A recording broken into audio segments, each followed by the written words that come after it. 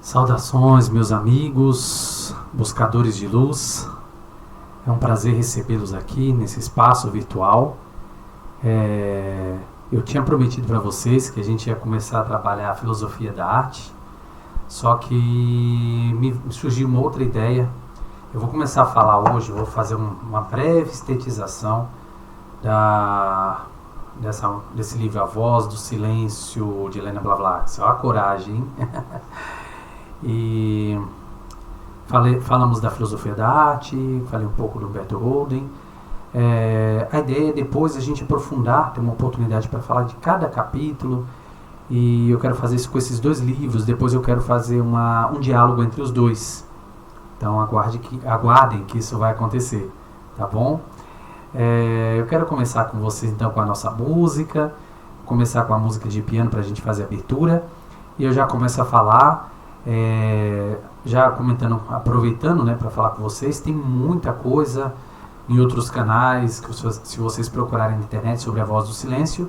Então eu vou dar meu ponto de vista, aquilo que tem a ver com a minha história, tem a ver com as minhas experiências, e os pontos que eu vou ressaltar aqui tem muito a ver com tudo que eu absorvi de conhecimento em outros livros da Helena Petrovna Blavatsky e também de outros autores, tá bom? Vamos começar então com a nossa música. Vamos lá.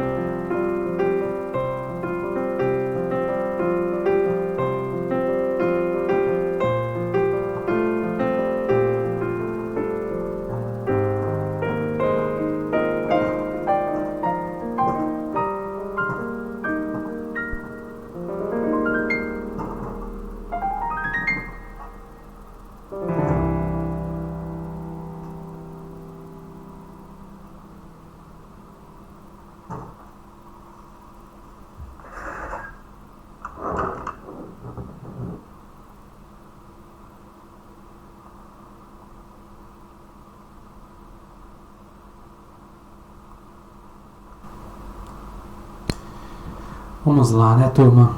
Vamos continuar nosso trabalho. Agora, começando uma nova etapa, vamos falar sobre A Voz do Silêncio, o livro maravilhoso, né? Então esse livro, A Voz do Silêncio, esse livro é do século XIX. Helena Blavatsky, para quem não conhece, autora de vários livros, inclusive também fundadora da Sociedade Teosófica. Ela era uma pessoa tanto genial na escrita, quanto também ela tinha poderes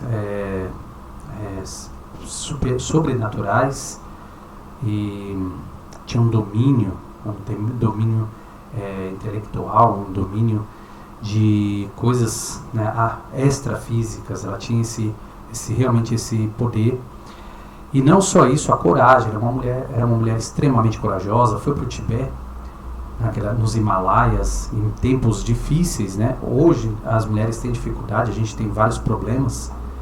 A sociedade vive, né, a gente vive uma sociedade ainda machista, mas imagine-se no século XIX, no século XIX. Então isso era infinitamente pior, né? E ela fez essa aventura de ir até o Tibete com muita dificuldade até chegar lá. E ela teve contato com alguns grupos importantes, grupos que ela considerava grupos iniciáticos. Esses pequenos grupos ensinaram para ela, deram instruções e através dessas instruções ela decorou, memorizou todas as instruções, porque eram passadas oralmente, e que ela chamava isso de fragmentos, né? Então tem o fragmento 1, o fragmento 2, e nesses fragmentos que ela memorizou, ela escreveu o livro A Voz do Silêncio, segundo esses fragmentos que ela decorou dos grandes mestres lá do Tibete, no qual ela teve contato.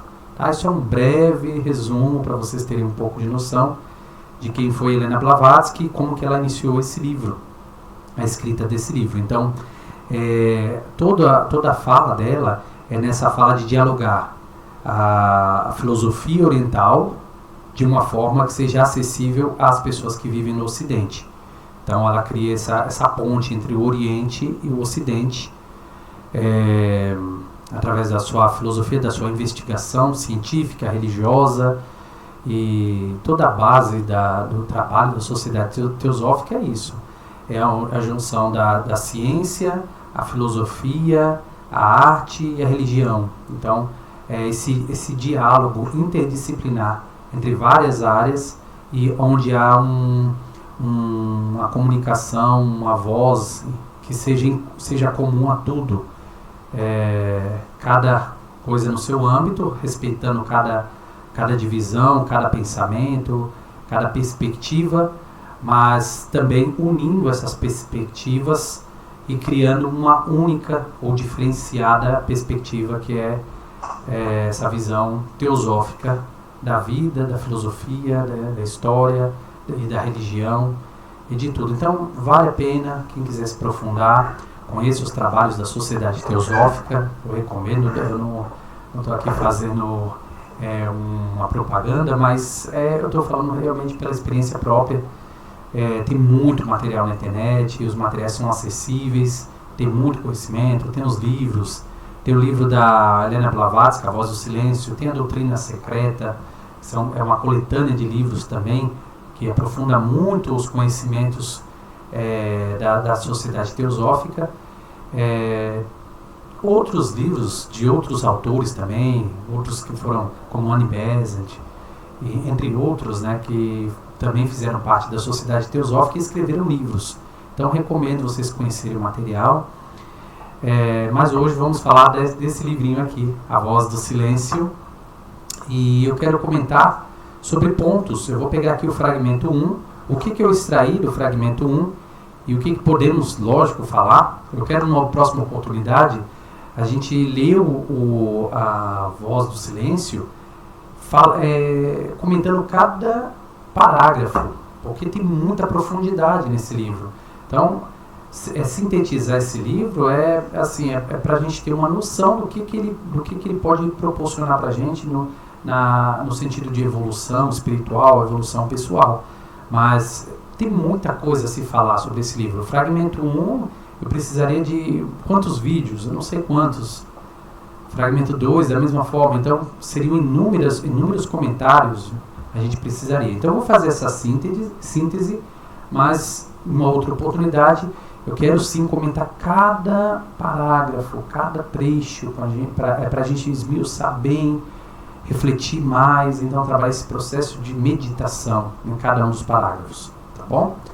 Então, ok, gente, vamos falar do fragmento 1, a voz do silêncio. Então, essa voz silenciosa me lembra muito aquela passagem de Elias, né, que Deus fala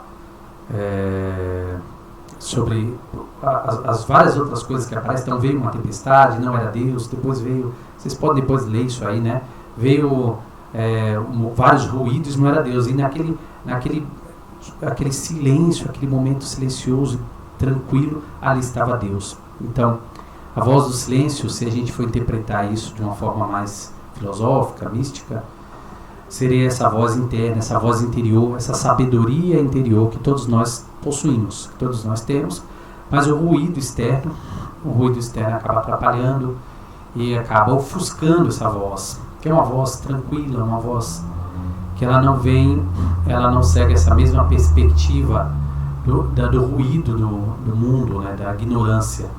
Ela é uma voz sábia e ela não é uma voz onde ela toma o espaço, ela quer invadir o espaço, mas ela é uma voz que sugere. Ela está o tempo inteiro sugerindo para você, te dando direções, te dando caminho. Então, é uma voz também que você sente, é uma outra forma de comunicação, uma verbalização interna. E às vezes ela pode até ser filtrada pela mente, mas muitas vezes ela vai trabalhar direto no coração. A gente vai falar um pouquinho sobre essa proposta do coração, da mente e o coração, né? Essa voz, e como saber diferenciar cada uma delas, né? Mas a voz do silêncio seria essa voz espiritual, depois de você conseguir fazer um desenvolvimento da sua consciência, se perceber melhor, trabalhar esse processo de autoconhecimento, você começa a ter uma noção dessa sabedoria, você começa a ouvir essa voz, essa consciência que fala através de você, de uma forma espiritual, de uma forma sábia, de uma forma que valoriza todo o universo, o cosmos. Ela não agride, ela não tem a intenção de destruir, é uma voz sábia.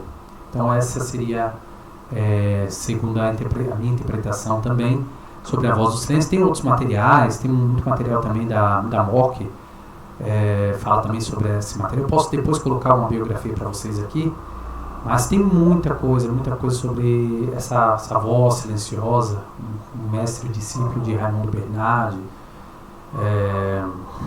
e entre outros autores. Eu posso depois escrever para vocês aqui uma biografia que fala sobre essa voz do mestre, essa voz interior, essa voz silenciosa, e podemos falar mais sobre isso. Ok, o processo de interiorização. Então, o processo de interiorização vem disso, de você estar o tempo inteiro ali mergulhado nas coisas do mundo, nas ilusões do mundo, no ruído externo, ruído daquilo que as pessoas acham que você deveria fazer, que é aquilo que as pessoas acham que você deveria ser, e você, no fundo, tem uma aspiração de que alguma coisa te faz tocar, que você fala, não é esse caminho. E alguma coisa, até de uma forma, vem ali se comunicar com você através de uma intuição. Não, esse não é o caminho, tem alguma outra coisa que eu devo fazer, tem alguma outra coisa que eu sinto que eu devo fazer.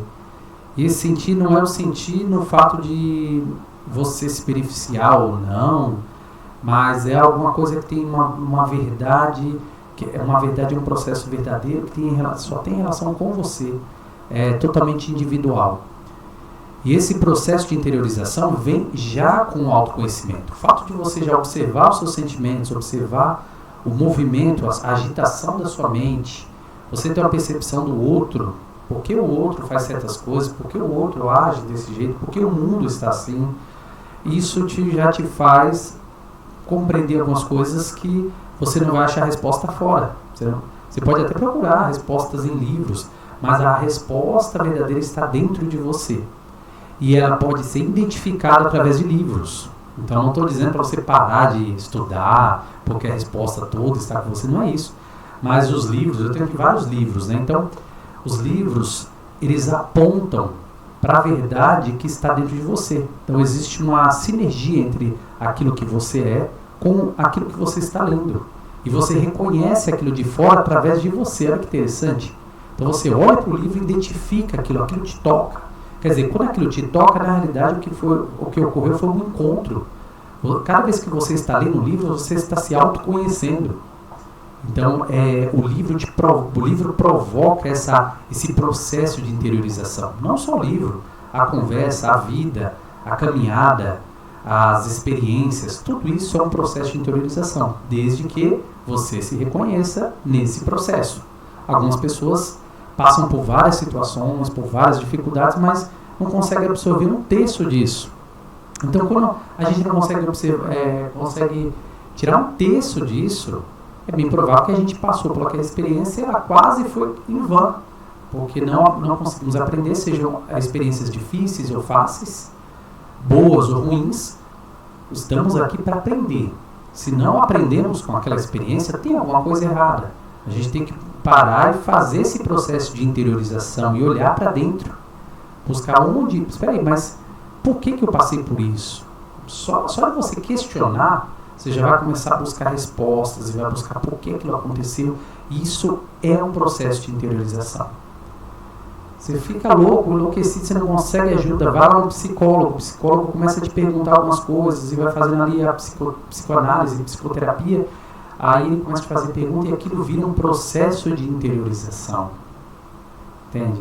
Você está numa meditação, um espaço meditativo, religioso, até oriental, budista, enfim, ou às vezes uma igreja, e você está fazendo uma meditação profunda, tem um guia, tem um mestre que está te guiando ali para conduzir a sua meditação, e você começa a entender algumas coisas relacionadas às suas experiências, aos seus pensamentos, ao que você já passou. Isso é um processo de interiorização. Então, essa voz do silêncio, ela começa a aparecer quando existe esse processo de interiorização. Lembrei daquela frase, o mestre aparece quando o discípulo está pronto. E é isso, não é que vamos estar pronto, mas é o processo de interiorização faz com que você escute o mestre, que é essa voz silenciosa. Porque enquanto você estiver ali agitado, você estiver teimoso, sem querer ter contato com você mesmo, lá um contato interior com a sua própria divindade, com o seu próprio espírito, bem provável que você vai passar por várias experiências, vai ler várias coisas e não vai significar nada para você. É como se você estivesse cego, surdo e mudo. Sem sensibilidade ao que acontece. Imagina você cego, surdo, mudo. Você não consegue ter uma experiência nenhuma. Imagine isso internamente. Você não tem experiência nenhuma interna. É como se seus sentidos eles estivessem só sendo provocados para fora. E tudo que ocorre com você não consegue significar ou ressignificar. Tá bom? Dominar a mente. Dominar a mente não significa que... Eu mesmo já achei que dominar a mente era você controlar os pensamentos. Não quero pensar isso, não quero... Quanto mais você pensa isso, mais você fica preso, fica amarrado àqueles pensamentos. Porque quanto mais você resiste aos pensamentos, mais eles lutam contra você. É uma guerra interna absurda. A mente é o tempo inteiro querendo ajustar alguma coisa que não é ajustável. Porque só temos controle sobre nós mesmos, não temos controle sobre o mundo. E a mente gosta de remoer, por que fizeram isso comigo? Por que isso está acontecendo? Por que o mundo é assim? E por que eu não consegui pagar a dívida? Por que eu não consegui responder aquilo daquele jeito? Por que eu estou vivendo esse problema financeiro? Por que minha família me abandonou? Minha esposa, meu esposo me abandonou? Então começa a vir várias questões e você não tem como controlar. O dominar a mente é entender a mente. Entenda a sua mente. Entenda como ela funciona. Deixa o pensamento vir. O pensamento vem, chega em você e vai. Você é só uma antena receptora. Então deixa o pensamento passar por você. Não se apegue ao pensamento. Essa é uma visão muito oriental. Não se apegar àquilo que passa na sua mente. Então fique em silêncio, deixa o pensamento passar e ele vai embora. Então, um mestre, um monge não tem problemas. Tem problemas. Todos nós, seres humanos, temos pensamentos guerreamos contra os nossos pensamentos, contra os nossos hábitos ruins, aquilo que nos foi ensinado, as nossas experiências, nossas lembranças, todos nós. Mas a diferença é como lidamos, qual é a forma de lidar com esses pensamentos. Como você lidar com o pensamento, como eu consigo lidar com os meus pensamentos, e assim vai. Ok? Então o domínio da mente vem em você compreender a mente.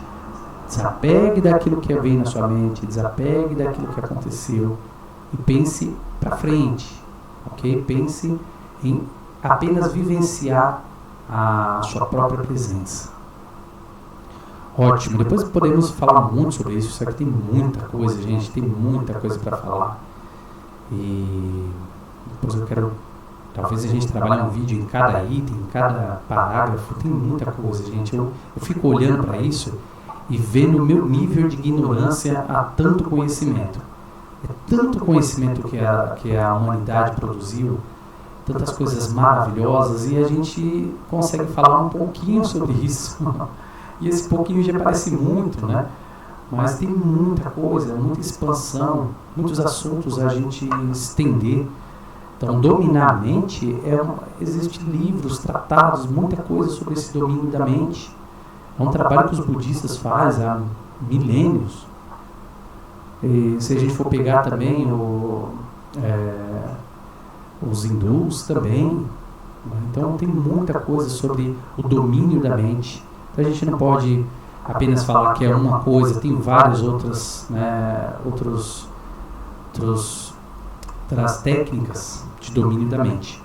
Mas eu gostaria de propor essa, é deixar passar, não se apegue, é o domínio da mente, compreenda a sua mente, entenda e deixa passar. E essa seria uma boa proposta. Respirar, então tem tudo os exercícios técnicos que ajudam, uma boa respiração. Reconhecer Maya e o eu divino. Reconhecer o Maya, gente. O Maya, o que é Maya? Maya, segundo a voz do silêncio, Maya é o mundo da ilusão. A ilusão dos sentidos. Então, a gente olha, temos nossa visão, temos o paladar, temos o olfato, temos a audição.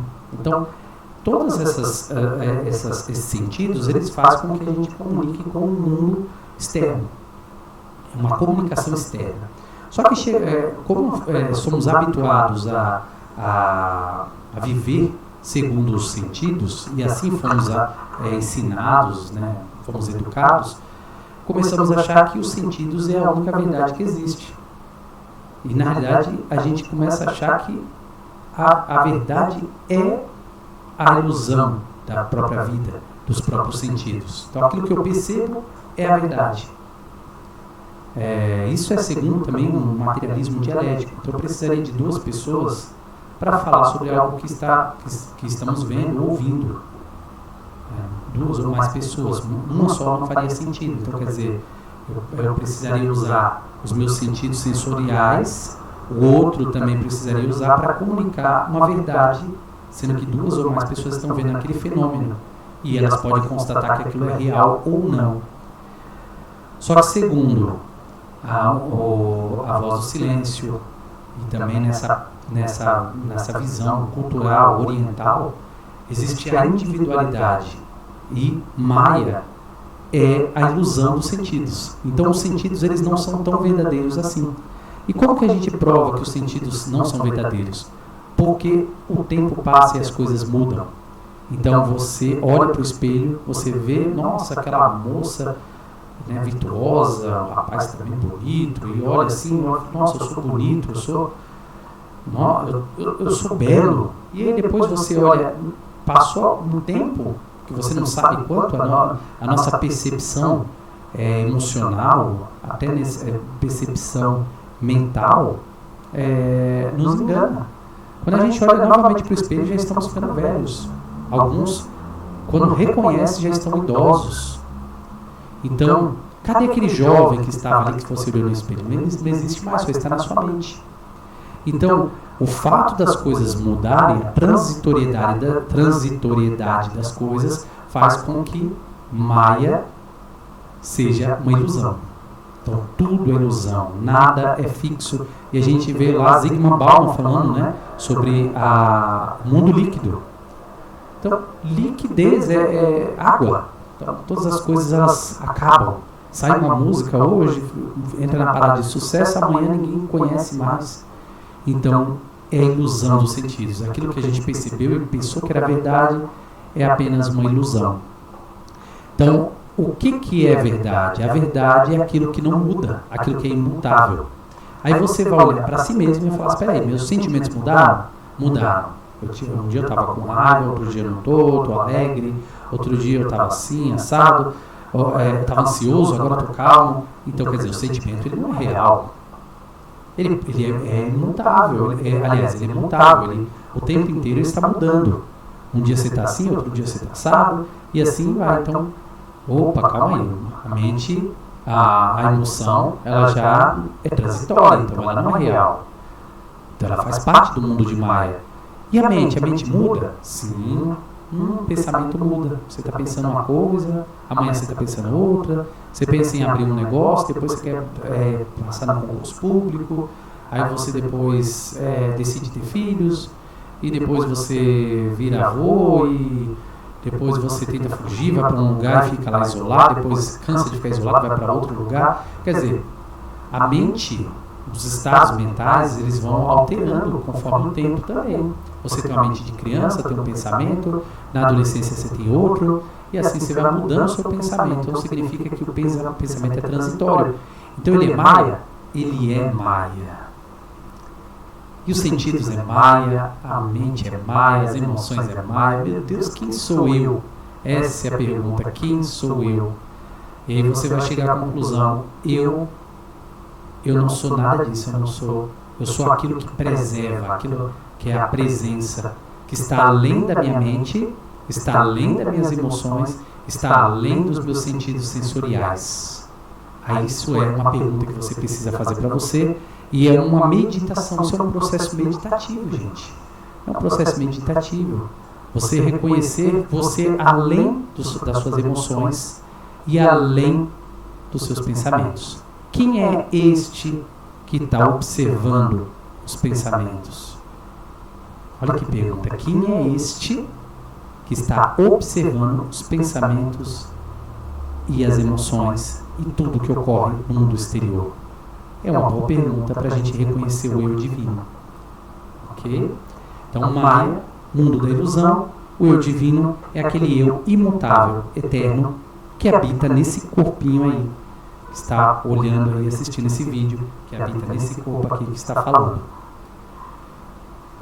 Abandonar o ego ruidoso. Então, abandonar o ego ruidoso não seria, tem no texto aqui fala sobre mate, né? Mate a mente, mas não é matar porque você não tem como matar o que constitui algo importante, né, até mesmo na sua presença como um ser humano vivo. Não tem como. O que fala de abandonar ou matar é você ter domínio sobre o ego. Você precisa dominar o seu ego. Você precisa entender o que é aquilo que está te escravizando. Você precisa ter poder sobre ele. E não ele ter poder sobre você. Quando você reconhece o lugar do ego, você entende que ele tem uma função no mundo.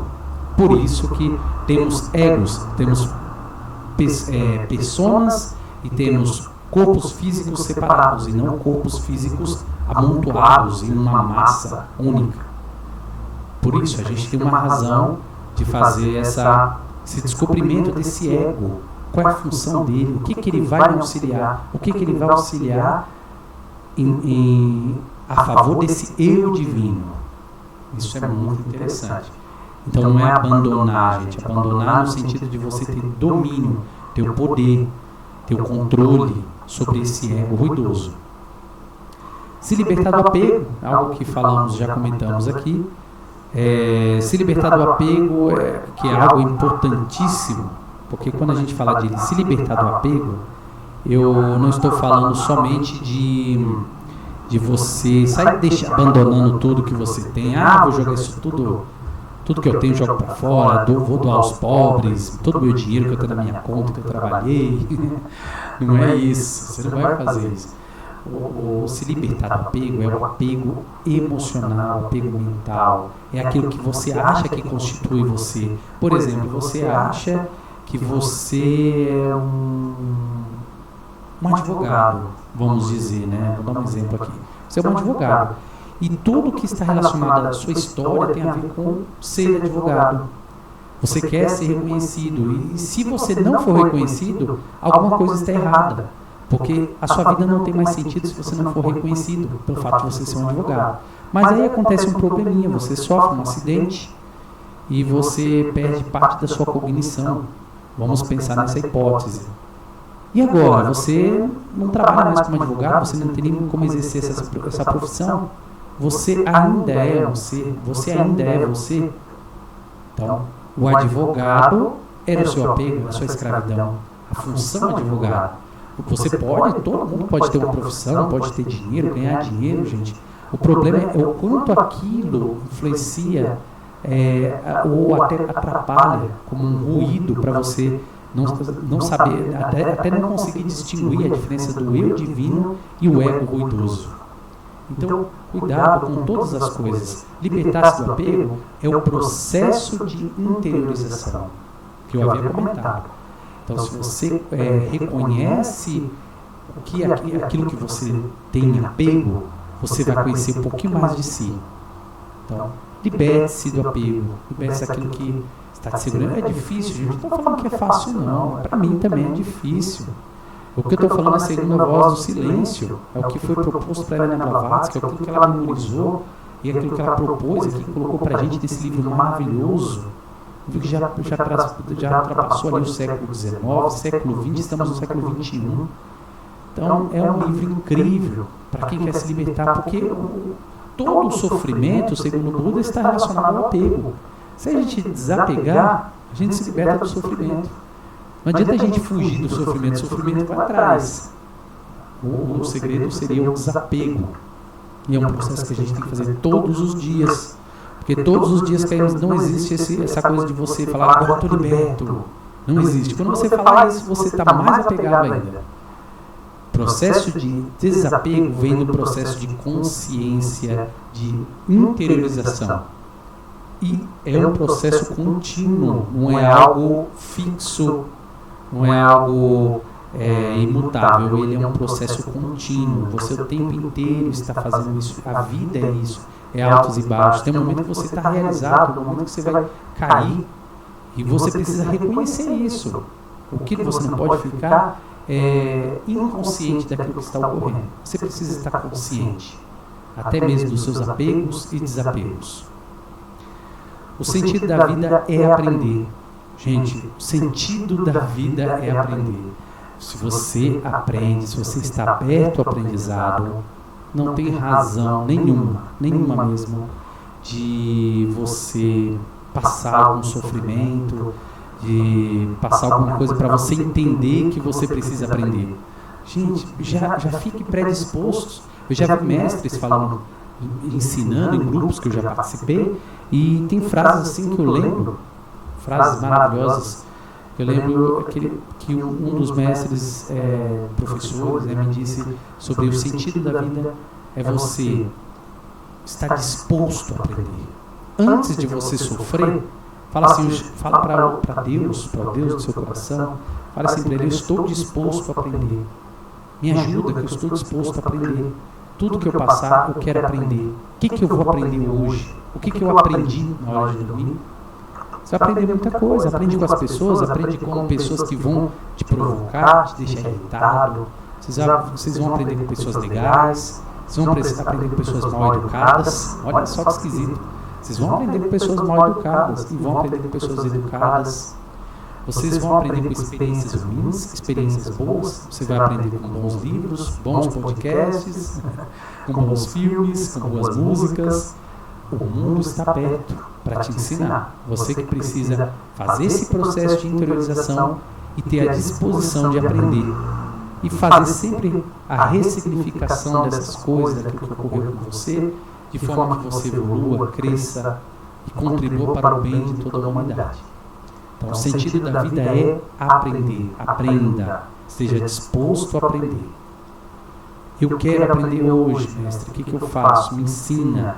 Se você não está ouvindo a voz interior, a voz do silêncio, não tem problema, você vai aprender de outro jeito. Você vai aprender através da voz exterior, do mundo exterior. E o tempo inteiro, esse mundo exterior vai te indicar, vai te apontar para a voz interior.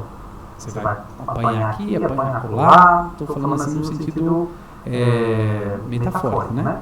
Você vai apanhar aqui, apanhar lá, vai sofrer aqui, sofrer lá. Mas depois aquilo vai te apontar para uma verdade interior, uma verdade suprema que habita em você.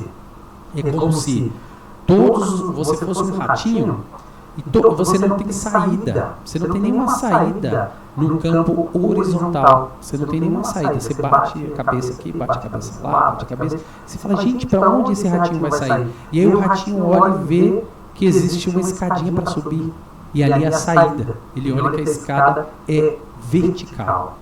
E é isso, a gente precisa encontrar essa verticalidade que habita em nós, e não a horizontalidade do mundo, porque o mundo não tem soluções, ela só tem soluções temporárias, mas não tem soluções definitivas. Então, o que vai mudar não é o mundo mais do jeito que a gente vê o mundo. Isso muda. Muito bem. Aí, a voz do silêncio, segundo Helena Blavatsky, fala sobre os estágios da evolução. Gente, olha, os estágios da evolução, ela vai falar sobre vários estados dos seres humanos, né? Do livro Antropogênese, da Doutrina Secreta, vai falar sobre isso, sobre esses estágios da evolução humana, né? Universal, e os tipos de ser humano que existiu, as diferentes culturas, até chegar ao ser humano atual. É muito legal, depois se vocês puderem ler. Eu estou falando aqui bem, como eu disse, estou só sintetizando esses assuntos e colocando também segundo a minha perspectiva e segundo aquilo que as experiências e aquilo que eu tenho aprendido, absorvido, e tentando fazer esse diálogo, né? Mas são livros muito bons. A Doutrina Secreta recomendo para todos que querem se aprofundar, ter um contato maior com esse livro da Voz do Silêncio. Ele vai ser muito bom para vocês fazerem esse diálogo. Mas eu quero falar aqui sobre um outro estágio da evolução, não sobre esses estágios, mas o estágio do homem adormecido, do homem semi-acordado e o homem acordado, como acontece lá na caverna de Platão. Então, a caverna de Platão consiste em um grupo de pessoas que nasceram nessa caverna, alguns procriaram e ficaram lá nessa caverna, e viam uma luz batendo na abertura da caverna, via uma luz, que era a luz do dia, né, batendo e refletindo na parede, e via movimentos. E esses movimentos eles viam como seres ali, e eles tinham medo, eles tinham várias superstições dentro dessa caverna. Até que um deles falou, não, mas não é possível, isso aqui, será que isso é real? Eu vi essa luz e falou, não, deixa eu ir atrás dessa luz, deixa eu ver o que tem. Ele descobriu que ali tinha uma fenda e ele conseguiria sair. E ele saiu e soube que existia um mundo lá fora. E como ele viu esse mundo, ele falou, gente, tudo isso aqui é um mundo. Então não era aquilo que a gente via na caverna. Era esse mundo, eram flores, planta, paisagem, animais, aves de todo tipo. Ele percebeu, isso é o mundo. Gente, eu tenho que avisar para meus colegas que isso é o mundo. E, resumindo, ele foi depois expulso da caverna, né? Porque quando ele chegou lá na caverna, ele percebeu que, falando para as pessoas, na verdade, as pessoas não queriam aceitar, falavam que ele estava louco, como aquilo era real, o que ele está falando, que absurdo, o real é aquilo que a gente está vivendo, a caverna é a única coisa que existe. E, gente, agora vindo para o nosso mundo, as pessoas estão adormecidas. O mundo está inconsciente, todas as pessoas elas agem de forma inconsciente. E como eu posso provar isso? Eu vou provar para vocês através da cultura. Então, tudo que ocorre, existe um processo de imitação. Então, o ser humano ele imita sem refletir. Se todas as pessoas usam calça apertada, todo mundo vai usar calça apertada, porque o correto é se usar. Mas ninguém pergunta por que estamos usando calça apertada, né? Se todas as pessoas colocam, por exemplo, olhos vermelhos, vamos dizer, coloca ali, todo mundo deixa ali coloca ali na retina ali olho vermelho. Você fica, gente, o certo é todo mundo ter olho vermelho. Todo mundo copia e fala que o certo é ter olho vermelho. E se alguém tiver o olho natural? Não, esse cara tá louco, por que ele tá com o olho natural? Ele tem que ter olho vermelho. Ou por que, vamos dizer que os homens, todos os homens têm que cortar o braço. Aí você vê sempre um homem com um braço ali, e aí acha normal, cria na cultura que todo mundo tem que cortar o braço, e todo mundo corta, e ninguém pergunta por que estão cortando os braços, se dois braços são importantes. Então, a gente começa a perceber, eu estou dando exemplos bem toscos aqui, mas assim, para vocês entenderem como que a sociedade ela copia modelo de vida, ela olha para a internet, vê influências digitais e quer copiar o modelo de vida de outra pessoa. Vê um apresentador de televisão quer ser igual ao apresentador. A pessoa vê um artista, um ator de cinema quer ser igual ao ator ou atriz. E ela não consegue olhar que ela tem uma vida diferente, ela tem um caminho diferente, ela é uma pessoa diferente. A voz interior dela, a voz do silêncio, essa voz tem um propósito para ela, tem algo para trabalhar com ela específico, que é a própria individualidade dela, daquilo que constitui o ser dessa pessoa, mas a inconsciência não permite. A inconsciência permite o quê? O coletivo. E o coletivo não no sentido democrático, eu estou falando coletivo no sentido daquilo que é ruim. Que é o quê? A inconsciência, não estou falando nem o que é mal, o que é bom de se fazer, mas a inconsciência já é um estado ruim. Porque você perde a sua liberdade, você não tem escolha, você não tem livre-arbítrio. Se você não consegue utilizar o seu livre-arbítrio, você não consegue fazer algo importante, algo que seja interessante para o mundo, e não precisa ser coisas absurdas, ser coisas geniais. Aquilo que apenas vem de você, pode ser até mesmo de você fazer uma caminhada. Aí você fala, uma caminhada não dá nada, eu estou fazendo uma caminhada para mim. Quantas pessoas você está ajudando a fazer uma caminhada? Uma boa caminhada. Mas aquilo veio de você tomou aquela iniciativa. Não foi que todo mundo está falando, não, todas as pessoas agora têm que fazer caminhada e academia. Que é algo bom, não estou falando que é algo ruim, não, é algo bom, é excelente para a saúde. E a gente precisa incentivar isso. O que eu digo é a inconsciência. É você fazer algo sem menor noção porque você está fazendo aquilo. Isso a pessoa está dormindo. Ela está dormindo, a consciência dela não está agindo, ela está totalmente agindo à mercê do que a sociedade proporciona para ela. Se a sociedade achar que matar pessoas é bom, as pessoas vão começar a matar. Se elas normatizar a morte, como já está acontecendo em muitos lugares e já aconteceu, se alguém falar assim, não é lei agora matar pessoa X, matar pessoa Y, as pessoas vão matar, porque a inconsciência não permite a pessoa ela ter uma visão do que é certo e errado. Ela não consegue entender que uma autoridade, ela nem sempre é autoridade em todas as coisas.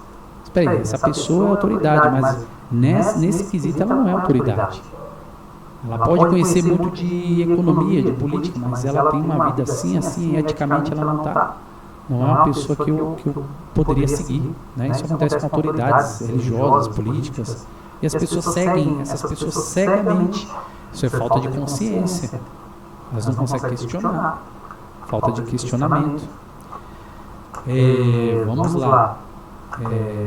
Pessoa semi-acordada. Semi-acordada seria um estágio onde a pessoa ela começa a ter algumas percepções quando ela sofre. Quando alguma coisa ruim acontece.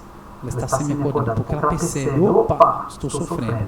E sempre você percebe, existe esse processo de aprofundamento através do sofrimento. O sofrimento às vezes pode ser uma ponte, infelizmente.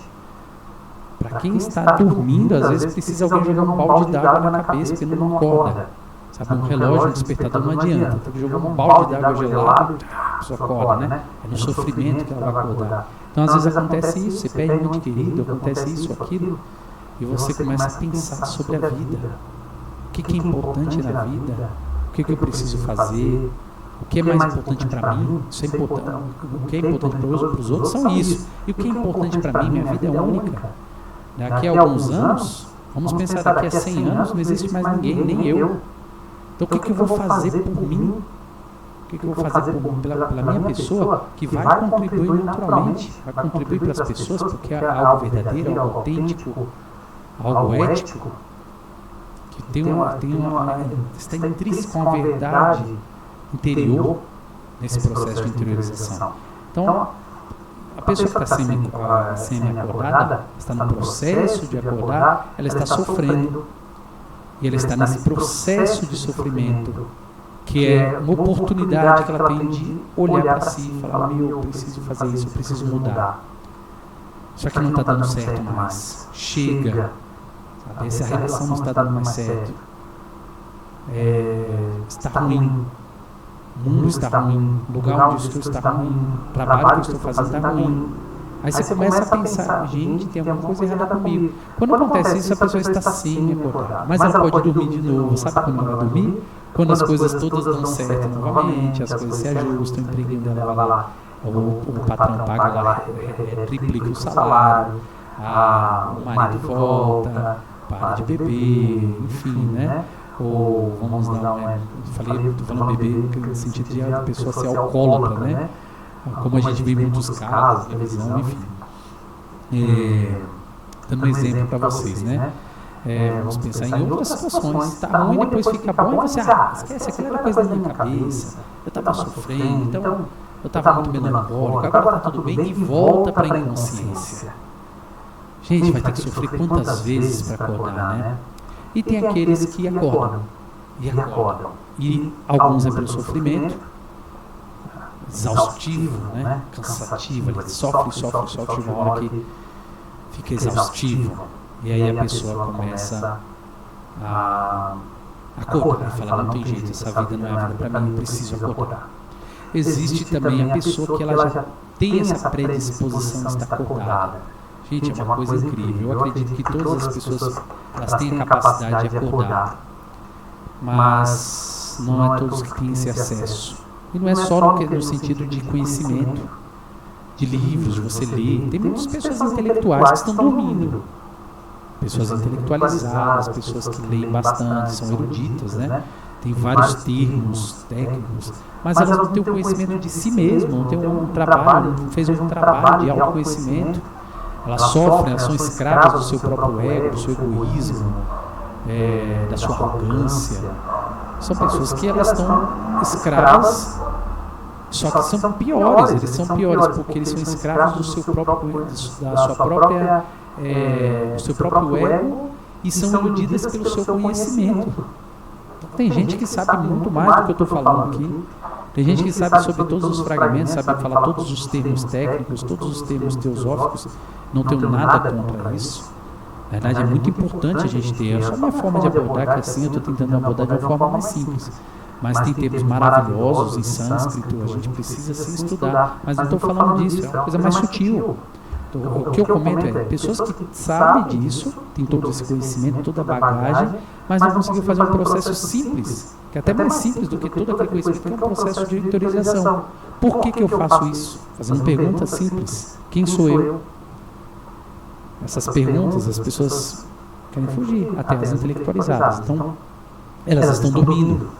Mas eu conheço todos os livros do Papos, né? Por exemplo, já li todos os livros de Samaritano, não sei, enfim. Mas você, o que você extraiu isso para a sua vida? O que isso virou prático? O que isso você já conseguiu fazer no processo de interiorização? É uma pergunta que a gente precisa fazer para nós o tempo inteiro. Então, eu estou falando aqui, isso serve para mim também, serve para todos nós. Então, se a pessoa conhece tudo, sabe todos os assuntos, mas não acordou, ainda está no processo inconsciente, ela está no estágio inicial da evolução, dessa evolução espiritual, vamos dizer assim.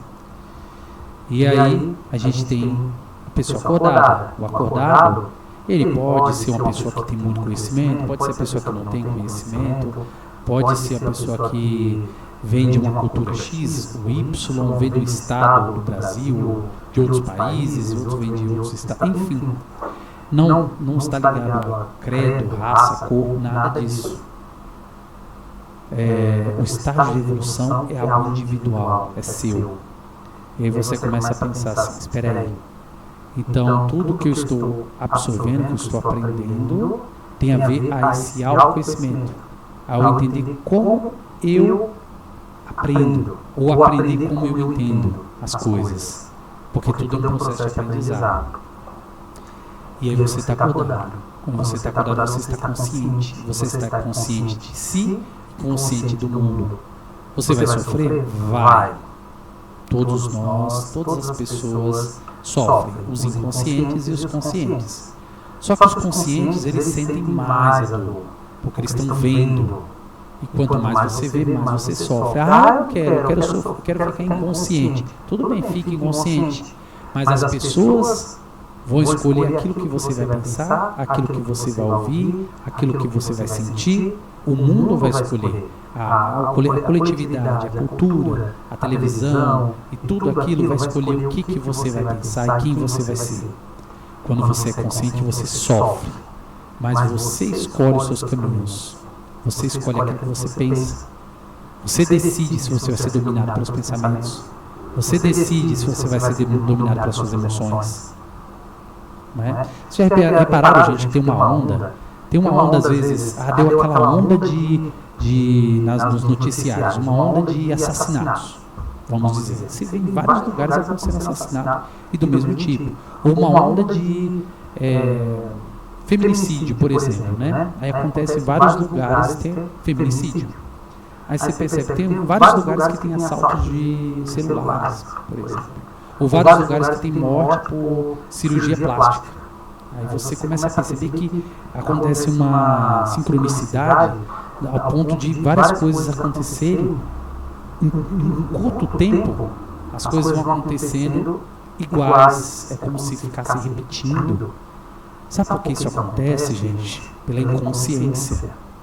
As pessoas vão repetindo inconscientemente as coisas. Elas vão sendo dominadas por uma força que elas não conseguem controlar, que é essa força coletiva. E elas vão sendo dominadas, o que o Jung fala sobre o inconsciente coletivo, né? E é isso. O homem começa a ser machista, começa a matar, ou, por exemplo, ocorre uma onda de pedofilia, uma onda de várias coisas ruins, de várias modas esquisitas ou coisas estranhas que aparecem, e todo mundo começa a normatizar e dá 2 dias, 2 semanas e acaba. Que é aquela geração que cada vez vai ficando mais líquida. Por que líquida? Porque é inconsciente.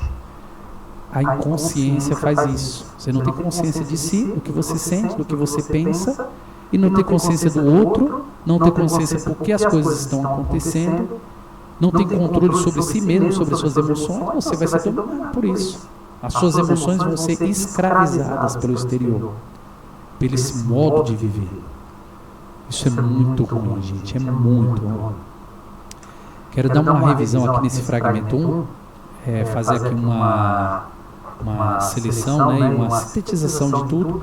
Então, a voz do silêncio, essa voz interior, para você primeiro ter esse contato com essa voz do silêncio, você precisa de alguns passos. Seria esse processo de interiorização, esse olhar para dentro. E quando você olha para dentro, você vê um caos, né? Você vai ver algo, você precisa dominar sua mente, suas emoções. Você tem que dominar tudo. E aí reconhecer. Você vai olhar e falar, opa, isso aqui é ilusão, isso aqui é emoção que me colocaram. Isso aqui foi coisa que falaram que é meu temperamento. Não é, eu fui criado num ambiente assim, X e Y, eu vejo coisas assim, X e Y, e eu estou assim. Eu penso isso porque eu estou nessa condição aqui. Então, eu estou sendo obrigado a pensar, estou sendo induzido, influenciado fortemente a pensar assim. E você começa a reconhecer essas ilusões e começa a reconhecer o que é verdadeiro, o que é imutável. Abandonar o ego ruidoso, olha lá, o ruído, né? O que é ruído? É barulho. Inclusive, a gente vive numa sociedade extremamente barulhenta, né? Todos os sentidos. automóvel, no trânsito, as pessoas estão agitadas, cidade grande, né? Muita agitação, muita coisa acontecendo. Parece que o dia acontece 1 milhão de coisas, você vai para vários lugares, atende vários telefones. Então, uma vida muito ativa, passa muito rápido o dia, você não percebe o dia passando. Você fica naquela sensação eufórica, assim, uma coisa, uma ansiedade. E o dia passa, a vida está passando e a gente não consegue perceber. É esse ruído, né? A gente se acostuma com o ruído de tal forma que o ruído se torna a vida. Você acha que a vida é isso. E o ego começa a espelhar isso e se torna também ruidoso. Ele não quer olhar a verdade. Ele quer olhar só para a mentira, para a Maya. Ele quer se identificar com a Maya. Então, quando você abandona, você tem domínio sobre ele. Não é abandonar porque o ego não tem como fugir, ele é você. Então, você pode fazer com que ele tranquilize. Se libertar do apego é um processo, gente, é um processo. Se liberte daquilo, quando você viu lá, percebeu o seu ego, você vai perceber o que faz, o ego tem mais força. E quando você se desapega, o ego vai perdendo força. Essa é uma tática de você abandonar o ego ruidoso, ter domínio sobre ele. É desapegar. Porque o ego ele quer se apegar, ele quer ter propriedade. Ele quer ter domínio sobre as coisas para dizer que é dele, isso é propriedade minha.